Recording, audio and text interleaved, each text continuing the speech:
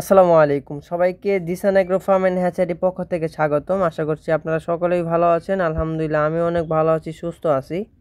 আজকে আমাদের কিছু পাখি ডেলিভারি হয়ে গেল আমাদের জামালপুর মেলান্দহ আমাদের নিজ এলাকায়।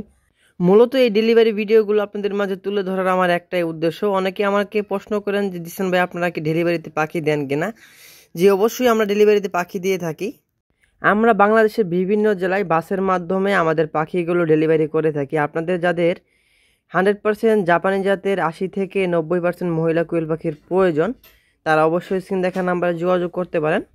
বর্তমান সময়ে আমাদের কাছে একদিন থেকে শুরু করে রানিং ডিম পাড়া বয়স পর্যন্ত যে কোনো বয়সী কোয়েল পাখির বাচ্চা অ্যাভেলেবেল আছে।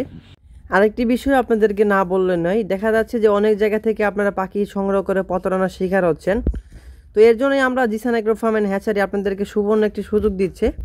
আপনারা যদি আমাদের থেকে পাখি সংগ্রহ করেন তাহলে অবশ্যই আমাদের খামারে আসবেন, দেখবেন, আমাদের খামার ভিজিট করবেন। তারপরে যদি আপনাদের ভালো লাগে পাখি নেবেন, আর না হয় খামার ভিজিট করে খামার পরিদর্শন করে আপনাদের গন্তব্যে আপনারা চলে যাবেন। তো আমরা মূলত একজন খামারি কিভাবে সফলতা অর্জন করবে, কিভাবে সে ভালো মানে পাখিটা নিতে পারবে, সেই দিক বিবেচনা করে আমরা পাখিগুলো মূলত ডেলিভারি করে থাকি। আমাদের খামারে অনেকেই এসে আমাদের পাখিগুলো নিজ হাতে বেছে বেছে নিয়ে যায়। তো আপনারা কিন্তু জিসান এগ্রো ফার্মে এই সুযোগটা পাচ্ছেন। আপনারা চাইলে নিজেরা এসে দেখে শুনে বুঝে তারপর আমাদের খামার থেকে পাখিগুলো বেছে নিয়ে যেতে পারবেন।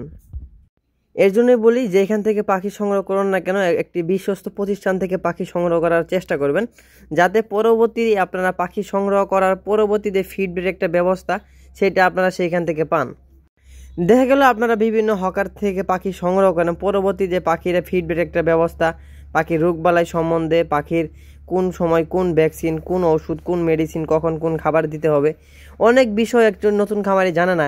এই বিষয়গুলো কিন্তু আপনারা হুটহাট করে জানতে পারবেন না, কারণ আপনারা নতুন অবস্থায় খামার শুরু করছেন।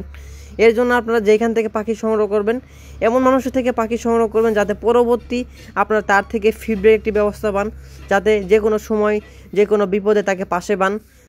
আসলে জীবন্ত জিনিস কখন কোন রোগবালাই চলে আসে একমাত্র আল্লাহ তাআলাই জানে। দেখা গেল আজকে পাখিগুলো আপনার হঠাৎ করে অসুস্থ হয়ে গেল, আপনি কোনো ডাক্তার পেলেন না, ডাক্তারের শরণাপন্ন হতে পারলেন না, ওই যে জায়গা থেকে পাখি সংগ্রহ করেছেন তার থেকে একটা ফিডব্যাক ব্যবস্থা পেলেন না, তখন কিন্তু একজন খামারি এমন একটা অবস্থার মধ্যে চলে যায়, একমাত্র যে এই সমস্যাটা ফেস করছে সেই খামারই জানে এটা কত বড় একটা বিপদ।